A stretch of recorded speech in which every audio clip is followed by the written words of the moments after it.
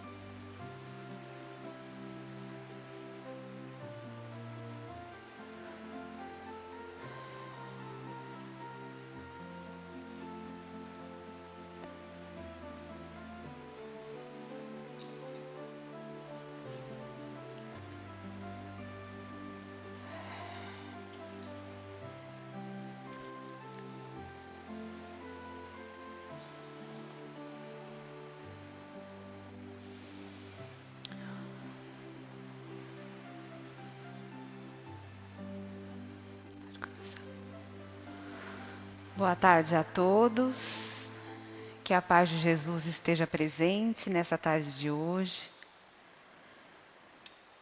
Então a gente vai agradecendo a Deus essa oportunidade de vida, essa oportunidade de trabalho, pedindo a Deus, aos mentores dessa casa, que possam nos auxiliar, nos iluminar durante a conversa de hoje. Que possamos, Senhor, nos unirmos a outros corações e nessa corrente maior, inundarmos o nosso planeta de vibrações de paz, de amor, como ensinado, como nosso Mestre Jesus nos ensinou há mais de 2000 anos, quando Ele proferiu a prece: Pai nosso que estais nos céus, santificado, Senhor, seja o vosso nome. Venha a nós o teu reino, seja feita a vossa vontade, assim na terra como em todos os lugares. O pão nosso de cada dia nos dai hoje, perdoai as nossas ofensas, assim como nós perdoamos a quem nos tem ofendido. Pai querido, não nos deixe cairmos em tentações, mas livra-nos de todo o mal, e de nós não mais praticarmos o mal. Que assim seja hoje e sempre. Então, em primeiro lugar, a gente gostaria de agradecer ao Centro Espírita Redentor pelo convite na tarde de hoje. E nós vamos falar um pouco a respeito do livro Voltei, que é ditado pelo irmão Jacó e psicografado por Chico Xavier, nosso querido Chico Xavier. Irmão Jacó é o pseudônimo de Frederico Flinger. Então, para a gente entender um pouquinho até onde vai começar esse livro, a gente precisa entender um pouquinho da biografia de quem foi Frederico Flinger, aquele que ditou o livro para Chico Xavier. Então, Frederico Flinger, ele foi judeu, né? Ele nasceu no ano de 1866, no Império Austro-Húngaro, hoje a Tchecoslováquia. Ele era um rapaz de uma família simples, bem humilde, e ele, quando ele era criança ainda, lá para os seus 12, 13, 14 anos, ele já foi convidado a ajudar a família. Ele, então, sai do país dele de origem e vai para os Estados Unidos de navio, com 3 objetivos. O primeiro, não passar fome, não morrer de fome. O segundo, conseguir um trabalho para ajudar os pais a pagarem uma dívida que eles tinham no país, na terra deles. E o terceiro era conseguir recursos financeiros para juntar um dote para as 2 irmãs, porque à época as mulheres só casavam quando se tinha um dote financeiro. Então ele sai da terra dele com 15 anos, vai para os Estados Unidos. Dizem os biógrafos dele que no navio ele ficou comendo durante 14 dias só um pão doce que a mãe dele tinha dado para ele. Ele chega nos Estados Unidos e ele tem a oportunidade de conhecer Thomas Edison, um famoso inventor que na época tinha inventado o fonógrafo. O que era o fonógrafo? Era um aparelho com o qual as pessoas podiam gravar e ouvir a sua própria voz. E o Frederico ficou muito interessado naquele aparelho. Ele adquire um aparelho daquele e ele, depois de passar um tempo nos Estados Unidos, ele sai pela América Central, pelo México, vai passando pelos países da América Central e chega ao Brasil, por Belém do Pará. E ele oferece para as pessoas aquela nova invenção. Então as pessoas ficavam muito curiosas, né? Como é que eu posso gravar e ouvir a minha própria voz? E com isso, ele foi conseguindo recursos financeiros. E aí ele percebe, então, que aquela novidade atraía muita gente, e ele, então, percorre o Brasil inteiro. Chega de norte a sul do Brasil, ele vai descendo e vai oferecendo essa invenção para as pessoas gravarem e ouvir a própria voz. E aí, então, ele chega até o fim do Brasil, sobe ali pelo Uruguai, passa pela Argentina. E quando ele volta, né, para o Brasil, ele vai para o Rio de Janeiro, vai se estabelecer lá, mas até aí ele já tinha feito uma pequena fortuna. Então, com esse dinheiro, como ele era um rapaz visionário, ele cria uma casa chamada Casa Edison. E lá ele começa, então, a apresentar as novidades que Thomas Edison ia inventando nos Estados Unidos. Então, é ele quem traz o gramofone para o Brasil. As pessoas, então, os artistas da época começaram a gravar discos com Frederico Figner. Então, ele é muito conhecido pelos artistas da época. E aí, então, ele começa a ajudar as pessoas. Ele tinha isso dentro do íntimo dele. Ele tinha saído já do país de origem para ajudar os pais. E ele consegue, né? Com esse valor que ele vai arrecadando, ele consegue ajudar os pais, ajudar as irmãs, mas resolve morar no Rio de Janeiro. E aí, então, quando ele estava à frente dessa casa que ele tinha colocado, né, que seria aí o empreendimento dele econômico, Casa Edison, ele tem um primeiro contato com uma pessoa que apresenta para ele a doutrina espírita. E aí, então, a pessoa fala para ele do espiritismo, era um frequentador da Federação Espírita Brasileira, que na época era no Rio de Janeiro. E como ele tinha um funcionário que estava doente, ele falou, olha, você não poderia colocar o nome dessa pessoa, então, lá nas suas orações, nas suas preces, para que essa pessoa possa receber esses benefícios? E aí esse amigo dele vai e coloca o nome no Centro Espírita, na Federação Espírita, e esse funcionário fica bom. E aí ele começa a se interessar por aquilo. E aí, então, ele tem contato com a doutrina espírita e começa a ser um estudioso da doutrina espírita e um trabalhador do espiritismo. Tanto que na Federação Espírita Brasileira, ele chega a ocupar cargos da diretoria e chega até a vice-presidência. Dizem que ele era um homem muito bom, muito honesto, mas, ao mesmo tempo, era uma pessoa muito dura, severa no trato com as pessoas, porque ele gostava de tudo muito certinho. Então, dizem que, quando ele estava na atividade de conversar com os espíritos, né, a gente chama doutrinar ou dialogar com os espíritos, se tivesse alguém da sala falando no momento em que ele estava fazendo esse trabalho, ele era capaz de sair, abandonar a sessão, ir lá, chamar a atenção daquele que estava conversando e depois voltar para a sessão. Era um homem também que ele falava aquilo que ele pensava. Nós, brasileiros, temos esse jogo de cintura, olha, eu quero dizer assim, quero dizer assado. Com ele, não. Ele pensou, ele falava, era pão, pão, pedra, pedra. E isso, às vezes, as pessoas não gostavam muito dessa característica dele. Mas era um homem muito bom. Então, ele trabalhava muito no seu empreendimento social, que foi a Casa Edison. Depois, ele prosperou e ele foi o dono da primeira gravadora no Brasil, a Odeon. Quem tem mais de 40 anos deve saber que fez um grande sucesso aqui no Brasil. E aí, além desse trabalho dele, gravando os artistas, ele começou a desenvolver um trabalho dentro da Federação Espírita Brasileira. Como ele era um homem empreendedor e enriqueceu bastante, ele não tinha tanta necessidade de estar à frente dos negócios. Ele deixou para os filhos e ele se dedicou mais ao trabalho da doutrina. Então, dizem que ele, como ele morava no Rio de Janeiro, ele chegou a casar lá, teve filhos lá, e vira e mexe se via ele subindo aos morros, levando comida para os necessitados, levando remédio para os necessitados. Na Casa Espírita, na Federação Espírita onde ele atuava, ele era médium passista, ele era médium também que receitava receita aos doentes, ele chegava a tirar 200 receitas por dia, né, antes de ir para o trabalho ou depois quando ele voltava do trabalho. Então, uma pessoa sempre muito ativa.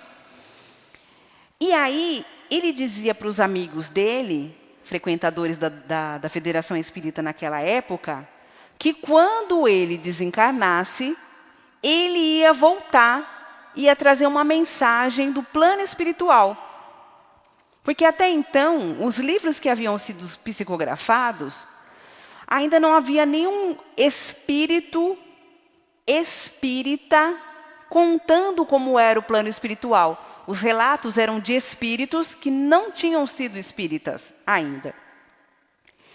E aí, então, ele chega lá, ele desencarna e chega lá do outro lado, querendo contar a novidade do que era o plano espiritual para as pessoas. Ele achou que ia ser muito fácil, porque ele já conhecia a doutrina espírita, ele atuava aqui, ele fazia tudo aqui. Só que ele teve uma grande dificuldade no processo de desencarne dele. Então, foi o primeiro susto que ele levou. Então, conta o livro que ele estava lá no velório, ele ouvia as pessoas conversando sobre ele no velório. Aqueles que gostavam dele, ele ouvia os comentários, e aquilo fazia muito bem para ele. Aqueles que não gostavam dele, ele ouvia os comentários também, e aquilo magoava ele profundamente, deixava ele com uma energia muito baixa. Para a gente ver a responsabilidade nossa quando a gente vai num velório, no sepultamento de uma pessoa, das nossas vibrações e das nossas intenções quando a gente chega nesses locais. E aí, então, ele sentia 2 corações pulsarem, o coração dele físico e o coração dele espiritual, batendo cada vez mais forte. E ele não conseguia se desvencilhar. Então, ele recebe ajuda do próprio Dr. Bezerra de Menezes para esse trabalho de desenlace espiritual e também de uma filha dele que havia desencarnado antes dele. E aí, quando ele chega, ele fala assim, puxa vida, mas eu fiz tudo e ajudei as pessoas, conheci a doutrina espírita e ainda tem essa dificuldade. Ele ficou até com uma certa mágoazinha, ficou um pouco chateada com essa situação. E a filha dele, como tinha um espírito mais elevado que ele, vira e mexe, dava uma chamadinha nele. Pai, cuidado com aquilo que a gente pensa.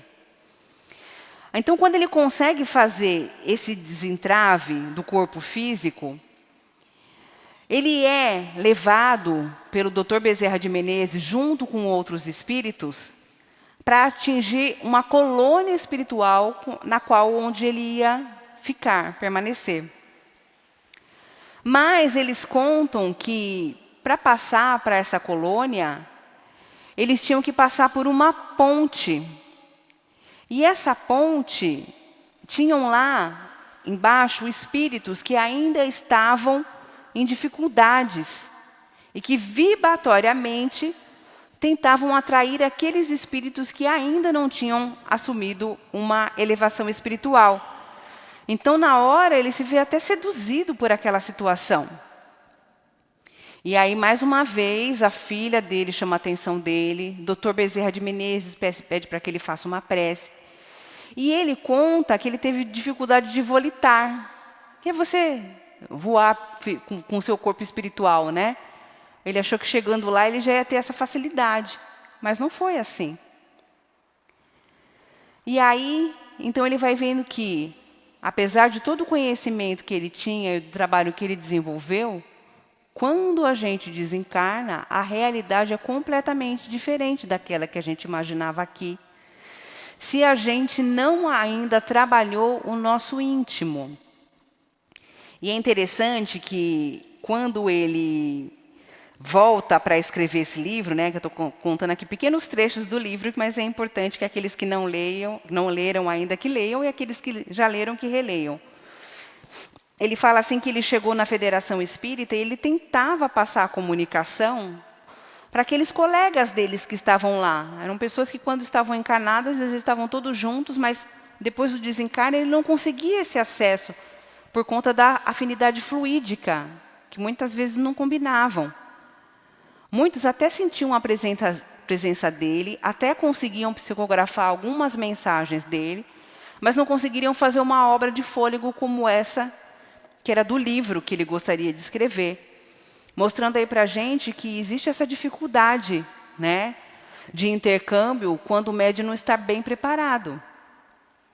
E aí, então, ele vai atrás de Chico Xavier, isso já desencarnado, para que Chico Xavier psicografasse o livro para ele.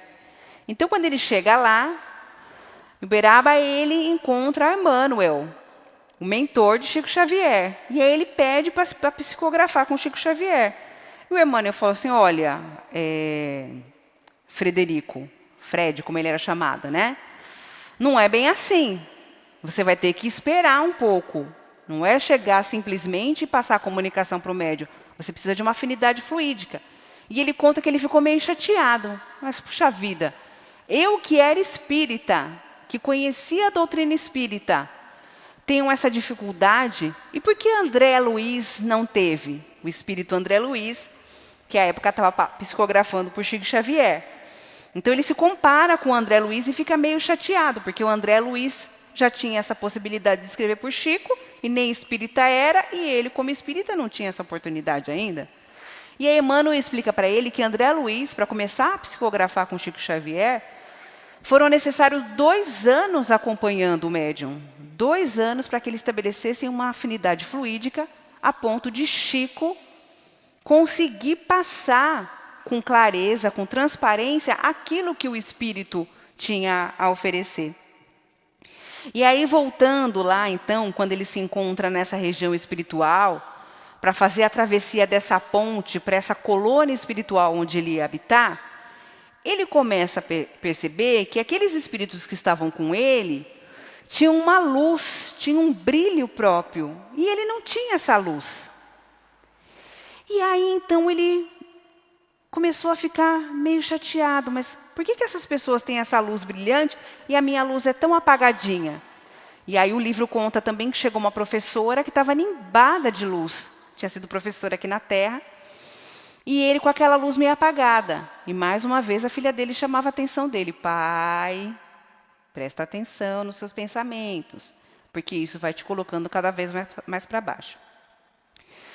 E aí, então, ele consegue fazer a travessia dessa ponte, chega nessa cidade espiritual, encontra amigos que estavam aqui na Terra, que haviam desencarnado antes dele. E aí vai se dando uma série de situações que ele vai relatando aqui no livro, mas sempre no intuito de mostrar para a gente que o trabalho maior que nós temos que ter é um trabalho de crescimento interior. Quando ele estava encarnado ainda, nos trabalhos dele de dialogar com os espíritos, ele sempre recomendava aos espíritos que brilhe a vossa luz, que brilhe a vossa luz, que brilhe a vossa luz. E quando ele chegou lá e ele percebeu que tinha essa luzinha tão apagada, aí, quando ele saía para fazer os trabalhos no plano espiritual, porque ele foi convidado a trabalhar também no plano espiritual, os espíritos que encontravam com ele lá, e eram aqueles que ele doutrinava ou dialogava aqui na Terra, quando ele estava encarnado, chegavam para ele e falavam assim, Fred, você sempre recomendou que nós brilhássemos a nossa luz, e a sua luz? Cadê a sua luz? E com isso ele se sentia muito mal, muito triste, porque ele não tinha aquela luz interior ainda. Na verdade, essa luz todos nós temos, porque nós somos filhos de Deus. Mas ela muitas vezes se encontra apagada ainda pelo nosso orgulho, pelo nosso egoísmo. E o Fred, né, que é o irmão Jacó, aqui na Terra, ele ajudava muito as pessoas. Como eu disse, subia aos morros, levava a cesta básica, fazia a caridade. Realmente ele era preocupado com as pessoas. Só que ele tinha que trabalhar algo que era dentro dele, porque por mais conhecimento espírita que ele tivesse, por mais trabalho que ele realizasse, se ele não trabalhasse as suas mazelas interiores, as suas dificuldades, ele tinha dificuldade de crescimento espiritual com isso. Então, chega um certo momento do livro que ele vem aqui para a Terra, porque ele vinha aqui para ajudar os espíritos que estavam ainda em sofrimento. E quando ele tinha que voltar para a colônia dele espiritual, muitas vezes ele estava sozinho, ele ouvia os espíritos que o cercavam, né, dizendo impropérios, palavras muito difíceis, muito duras. Olha, você sempre falou tantas coisas e agora está aqui nessa mesma situação. Aí, então, nesse momento, o que ele fez? ele se compadeceu daqueles espíritos e começou a orar por eles. E começou a envolvê-los em amor, começou a envolvê-los em muita luz. E aí ele percebeu uma luz muito forte.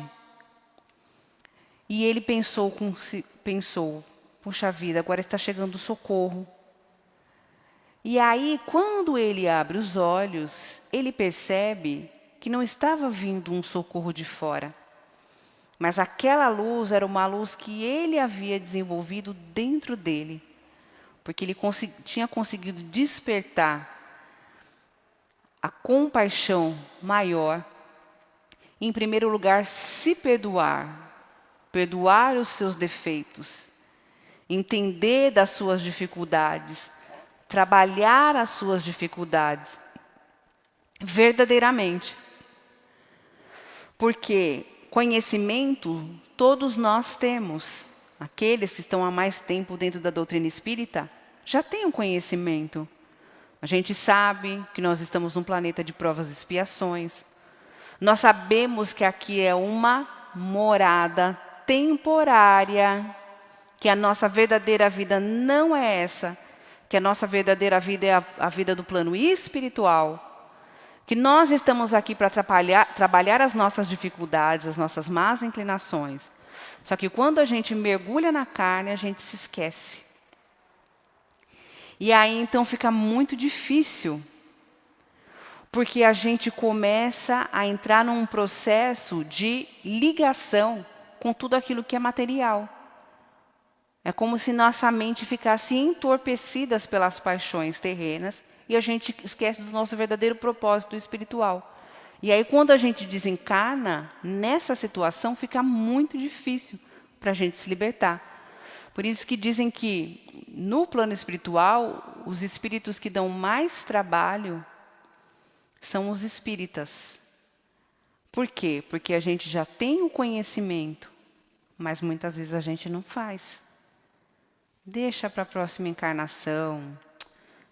Depois eu vejo isso. E a gente tem conhecimento. Então, o que a gente precisa fazer com isso? Se crivar de culpas? Puxa vida, eu sei, mas eu não faço. E agora, como é que vai ser minha vida? Chico Xavier nos traz um grande ensinamento quando ele diz assim, que ninguém pode voltar atrás e fazer um novo começo, mas que todos nós podemos começar agora a fazer um novo fim. Então, esse livro aqui é um alerta para nós espíritas. É um livro voltado para todas as pessoas, mas o irmão Jacob, ele escreve especialmente para os espíritas, nos dando um alerta. O que é que nós estamos fazendo da nossa vida? Como é que nós vamos desencarnar? Nós estamos nos preparando para o desencarne? Nós estamos realmente vivenciando o evangelho que nos foi ensinado? Tudo isso a gente tem que parar e analisar. Para que quando chegue o nosso momento de passar para o outro lado, e vai chegar, seja hoje, seja amanhã, seja daqui a 20, 30, 40, 50 anos, não importa. Vai chegar esse momento. Como é que nós queremos ser recebidos do outro lado de lá? Como é que nós vamos estar com a nossa consciência? Então, o trabalho precisa começar hoje, a partir de já. A gente se analisando, se perguntando, eu estou sendo um verdadeiro espírita? Porque espírita, quando a gente entra na doutrina, todos nós somos, né? Mas o verdadeiro espírita, segundo Allan Kardec, é aquele que se eleva moralmente e faz um esforço para vencer as suas más inclinações. E a gente só sabe isso através do autoconhecimento. Quando a gente olha para dentro de nós mesmos e nós percebemos quais são as nossas reais dificuldades. Então, se eu sou uma pessoa invejosa, se eu sou uma pessoa egoísta, se eu falo mal do outro, se eu tenho julgamento na língua a qualquer momento, eu tenho que parar e analisar. Eu estou contribuindo para comigo mesmo e com o meu próximo? Ou eu estou ajudando a cada vez mais deixar esse planeta numa psicosfera mais densa? Nós somos os trabalhadores da última hora, como diz o Evangelho. E esse é o começo dessa última hora e dessa nova era. Que sejamos, então, fontes de luz. E não importa o tamanho da nossa luz nesse momento, mas é importante que a gente acenda esse pavio. Se a gente entra numa sala, num quarto escuro, um fósforo é capaz de já trazer claridade. Se a gente acende uma vela, aquilo traz uma chama mais constante. E assim sucessivamente. Então que sejamos o quê? Um pirilampo na noite escura. Que nós sejamos um copo d'água para aquele que tem sede. Que a gente possa realmente vivenciar o Evangelho. Domando as nossas más tendências, as nossas más inclinações, como fez o nosso irmão Jacó. Ele era tão conhecido aqui na Terra, que lá no Rio de Janeiro, ele chegou a fundar a Casa dos Artistas, né? Ele ajudava os artistas na época, aqueles que não tinham recursos financeiros. Ele fez lá a Casa dos Artistas. Então era um homem que era conhecido não só pelo seu trabalho espírita, porque ele viajava o Brasil inteiro divulgando a doutrina espírita, mas era conhecido também no meio em que ele vivia. Mas a verdadeira luz dele, ele só foi acender quando ele se deu conta de que ele precisava trabalhar essas pequenas dificuldades que ele ainda trazia dentro do peito. Então fica um convite para todos nós, para que nós possamos ler esse livro, refletir sobre ele. E cada vez mais, Senhor, através do nosso esforço diário, nos unimos a Ti, não só pelos nossos pensamentos, não só pelas nossas palavras, mas também, sobretudo, Senhor, pelas nossas ações. Que possamos ser luzes na vida das pessoas. Que a nossa presença em qualquer lugar possa ajudar aqueles que mais necessitam. Principalmente nesse momento em que a gente vive aqui na Terra. Que possamos, Senhor, sempre transmitir uma palavra de carinho, de paz, de consolo. Que possamos compreender a responsabilidade de estarmos aqui reencarnados e ajudarmos, Senhor, aqueles que mais necessitam. Então convidamos a todos para que possamos vibrar e que essas nossas vibrações possam chegar aos lares em desequilíbrio, aos hospitais, às equipes de trabalho, aos manicômios, às penitenciárias, aos nossos asilos de idosos, aos orfanatos. Que essa luz possa acolher também, Senhor, todos aqueles moradores que ainda se encontram em situação de rua. Que possamos, Senhor, então, ao proferirmos o Seu nome, termos realmente como nosso Pai. E que possamos, Senhor, vivermos Cristo dentro de nós. Que assim seja hoje e sempre, graças a Deus.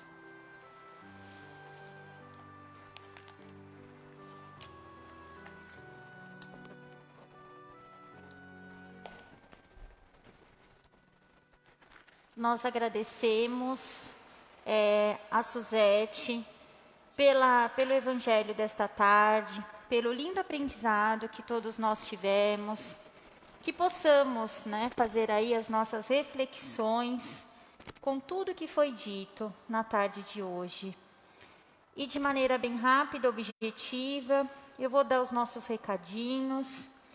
Primeiro falar do nosso trabalho da conversa fraterna. Por enquanto a nossa casa ainda permanece fechada para os assistidos.